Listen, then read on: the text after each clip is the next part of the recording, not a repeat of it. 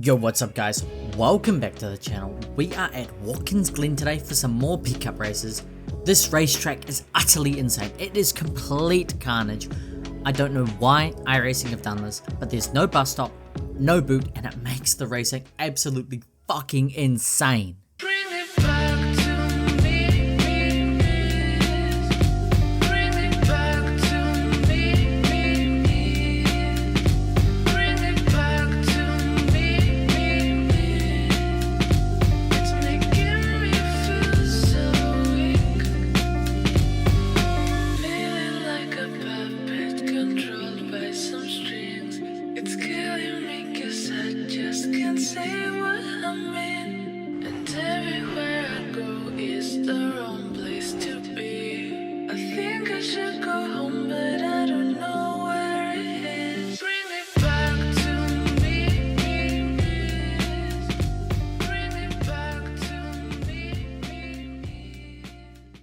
We are starting P12 in this race, race number 1 of the video, getting off to an absolutely terrible start. You're going to see Joey Latriciano gets a really good start. He's going to come down the inside and make it 3 wide straight away, but I've got clear track on the outside and I'm going to use absolutely all of it. Going around the outside, tying up with number 8 on the apex, but getting a bad exit means I'm going to slot in behind him and just try to get the slipstream going up towards the carousel. It's a long straight. Heaps of overtaking opportunities, but also it's just important to stay with this front pack because that's how you can win it or lose it in the first lap quite easily. But behind, carnage ensues. Joey Latriciano into the S's, just gets clipped, goes for a bit of a spin, but that is good for me because it gives me some space behind to breathe with without being bit right into the carousel on the opening lap of this race. Back on board with me now, going into the carousel. I'm going to have a little look inside, jink back out to the right, just see what Leif Peterson's about. But up ahead, Chris just goes on an absolute flyer, flies straight into the wall. That is his race done. I'm up into P10 though. Great opening lap for me, 2 positions gained. I can't argue with it, to be honest. Coming to the end of lap 1 though, we need to be utilising these positions to move forward in the race rather than falling backwards. But that's exactly what we don't do. Heading on to lap 5, there is now a gap to the car in front, and Italo Castro, car number 21 behind, has started to push up, and now he's trying to go around the outside of me, heading into the carousel. But the camber on the inside of the corner is really good, and you want to be utilising it to maximise your pace through the corner. You can see coming out of the corner, I've got a gap to him, and I want to be building that as much as humanly possible. So I'm going to be pushing as hard as I can into the penultimate corner of this lap, trying to execute that braking zone, get a good exit out of here, and that's exactly what I get. Heading on to lap 6, I maintain the position, and I'm begging him, please work with me. Castro bump, please. But he doesn't, and he doesn't have to work with me. He chooses to go for a dive. I respect it. He can do what he wants, but instead he goes deep. He blows the braking zone, and he's not only going to lose the position back to me now, but he's going to lose the position to the white car behind, dropping him back to P12 from P11. So not the most optimal move. And heading onto lap number 11, you can see I've settled off into the sunset. I'm gone. I'm 2 seconds up the road. I'm now no longer battling with him. It is now 17 and 21 going side by side into the braking zone of the carousel. And 21's got a good run around the outside. But once again, that camber just holds the 17 car on the inside. 21 isn't having a bar of it though and absolutely murders car number 17 here. Is this a joke? What the fuck, man? And understandably, he is not happy with that because his car is completely totaled. There is nothing left for him in this race. Why did you do that, man? It was a bit of an effy move. Definitely more that could have been done there, but he didn't. Such as racing, sometimes that happens. I'm bumping David Marcoli. I want to be working with him in this race. Him and I want to be moving forwards towards the front pack. There's a 4-second gap to the leader from myself right now. And the reality is they've got more pace than us, so we're trying to work to try to just make little incremental gains, see which cars we can pick up from the back of this pack, bring towards our pack so that we can battle them at the end of the race. Bad X for him out of the carousel, and that means leading into the penultimate corner. I'm going to blow past him as he's just going to see the position, which is a smart move there from him. Gap to Leif Peterson is now 2 seconds. We're gaining back on him a bit. And we want to be utilising this pace that we have to get back into the pack. But as you can see here, Ryan Sharpless, the number 1 car, has had a bit of an off, and that leaves us right behind him now at the end of lap 14. This is beneficial for us because he's got so much pace. We want to be utilising that pace to move forward. Lap 16, Ryan Sharpless, we want to be getting right back in the slipstream. It's a very slipstream dependent track, but going over the bump there, I lock my brakes just a bit, get a bit wide, and allows David Marcoli to come back up the inside of the corner and retake that position I got from him in the previous lap. He's going to clear me on the exit of the corner here. I'm going to just tuck in behind him, try keeping that slipstream. I want to be using David and Ryan to re-catch up to the cars in front, because that's how we're going to gain more positions. Heading on to lap number 17 though, the leaders have gone 3 wide heading into the braking zone, but the car number 6 doesn't leave the space on the inside, slides out. Number 9 car also gets slowed up just from that slide, trying to go around the outside, and what that means for us is that this 6 car will come back towards our pack. As I said, we want to slowly accrue these cars so that we can battle them at the end of the race. Heading into the penultimate corner, the second to last corner of the lap, I'm going to jink down the inside after baiting him to the outside. That allows us to try get up the inside, and that's successful, using all of the track, maximizing the track, getting the move done very successfully, puts us up into P9 in this race, 3 positions gained after 17 laps, heading on to lap number 21. 2.5 laps to go to the end of this race, and now all hell breaks loose in the peloton. So far it's been a peloton race. Cars have been working together, trying to get themselves in the right position to go for battles in these last couple of laps, and with 2 laps to go now, it's just battling, all hell breaks loose. Nice overtake by me down the inside, using that camber that I talked about before to execute the pass, get down the inside and snuff him out, completing the pass and not leaving any crumbs to spare on the outside of that corner, heading into the second to last corner, once again, just getting nice and close up to car number 9, pulling across early, getting back across behind them, and now we're going on to lap number 22, 1.5 laps to go, trying to go around the inside of car number 9, but you're going to see here, not very successful. I get an absolutely abysmal exit, and what that means is that car number 12 is going to come and get right up beside me, heading into the second to last corner. I need to be doing everything I can to defend this. I'm going to go really deep on the brakes, get on those brakes super deep, carry all of that apex speed right out, use all the track, come back across, retain the position by just using a tactical off track, carrying the speed around the outside. Sometimes it's what you just got to do. And you're going to see coming onto the final lap, 2 cars ahead are defending. The 2 cars ahead of them battling into the corner, and Leif Peterson, the car that we start alongside lap 1, is now off the track. He spun off to the side, promotes us up a position, putting us up into P7 on the last lap of this race, going on board with Ryan Sharpless. You'll see he's going to come down the inside of this car, just try to tuck his nose and doesn't quite get it there. Day late, dollar short. Leif Peterson moves out the way, and Leif Peterson's day turns from bad to worse as he struggles to get back going and loses even more positions from just subpar re-entries. Heading back on board, final lap, coming through the S's on the final sector that we can overtake, and it's hard to overtake on the second to last and last corner. I'm looking to slipstream these guys as much as possible, get as close as I can. They're not slipstreaming each other. I've got the only bit of slipstream here. Go down the inside, back out early, bait them into going deep. Car number 9 stuck on the outside, I'm on the inside.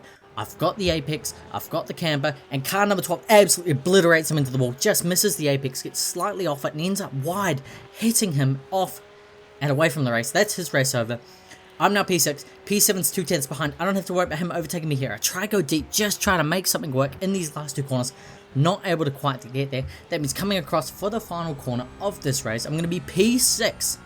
Very good result here, nothing to complain about, start to finish, just exercising moves and making smart positional plays to put my car up the board as much as I can, and making smart and considered moves rather than just trying to go for the big one all at once. Starting race number 2 in P14, and I think I get the most abysmal start I've ever seen in my iRacing career. I don't know how I've managed it, but I somehow have forgotten to put my car in gear.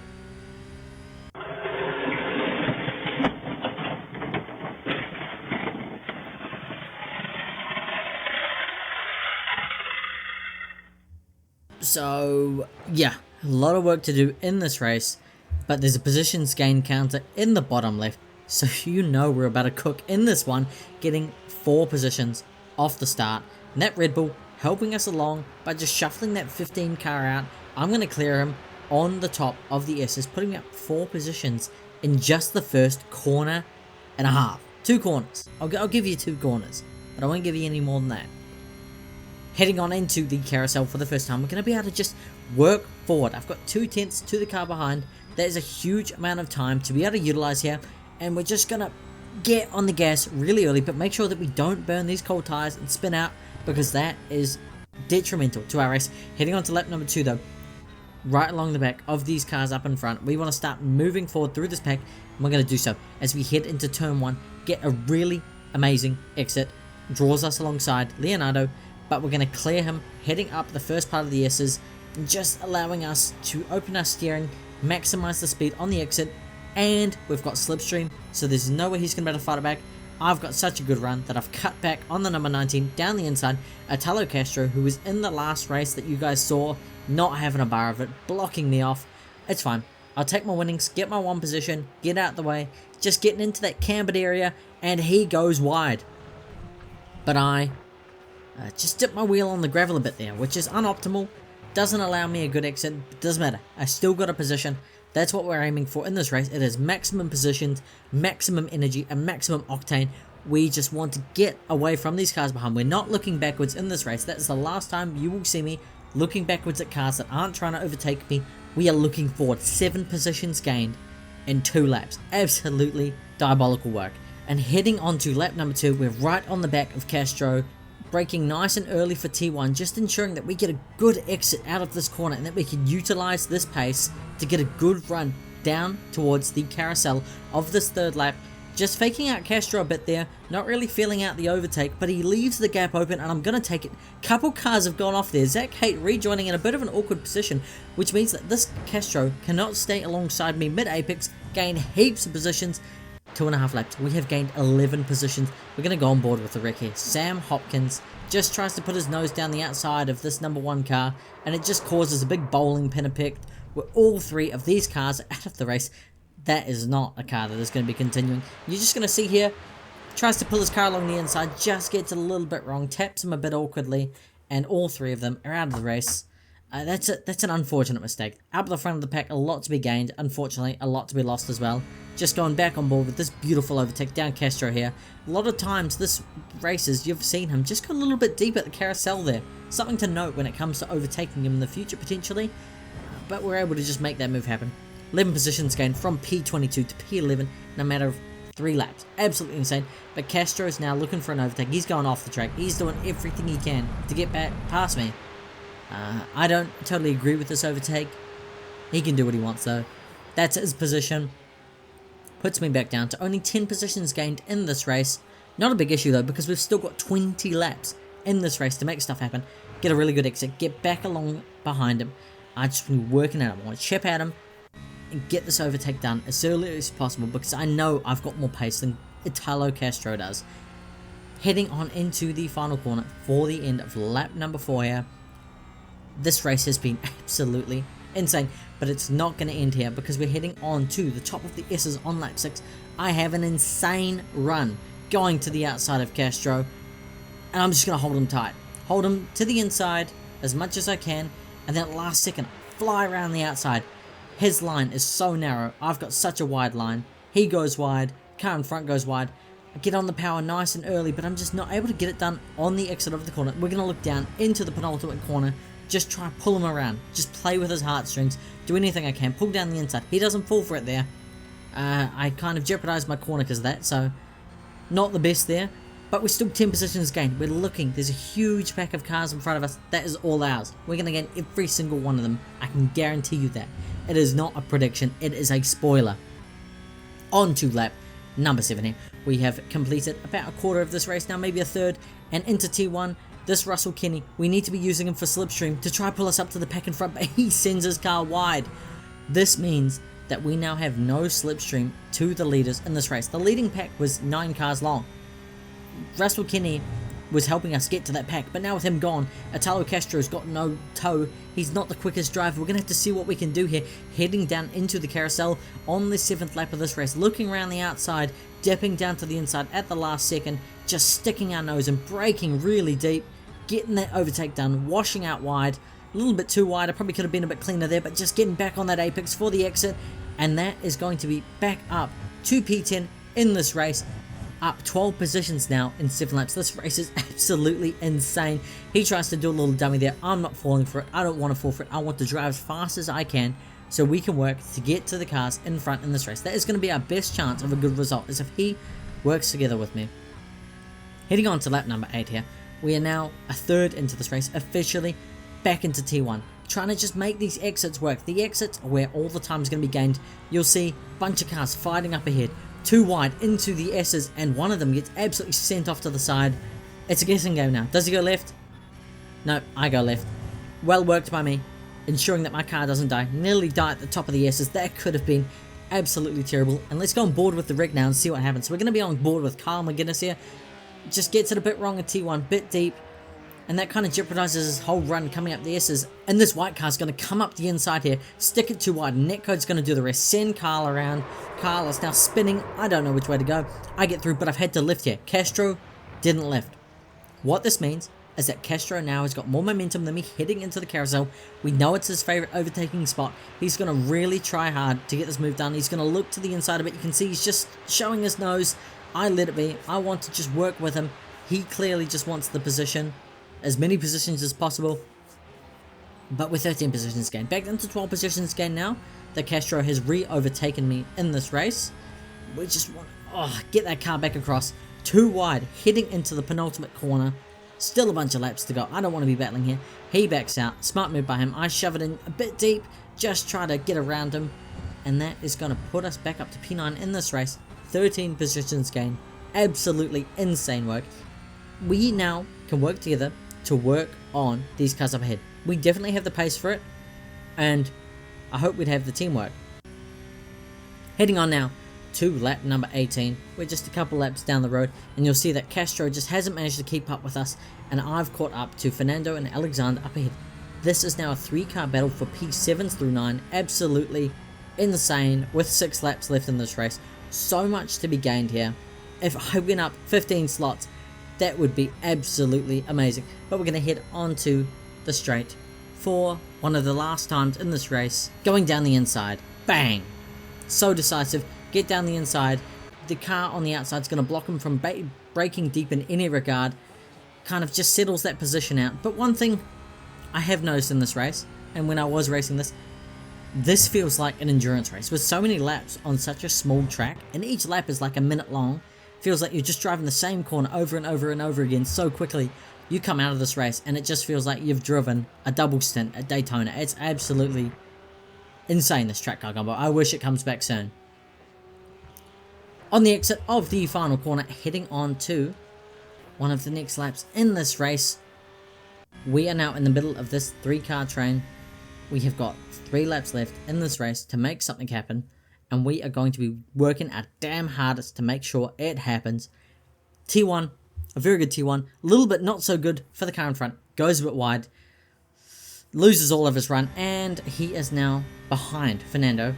Heading on to the final lap of this race. We are now P7. This is absolutely insane. What a comeback drive this has been. But it's not over. We've still got a whole lap left in this race. Fernando right behind us. He is 0.5 seconds behind. That is the perfect margin that you want to be when you do this overtake. I'm cranking my brake bias back. I'm going to brake as late as possible going into this carousel, pushing the car as deep as possible. I don't want to give him a bar of it. On the exit of the S's, I'm going to start weaving, get him out of my slipstream, but he doesn't even try to slipstream me, so I'm going to get back on the racing line, get my car broken. Final time. Didn't lock up.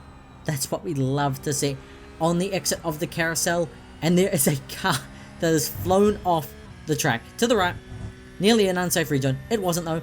I've lifted a bit, but the person that's lifted even more behind is Fernando. Fernando has lifted to avoid the wreck like he should do, but the car behind didn't. And what that means, going into the braking zone, he gets overtaken for P7 in this race.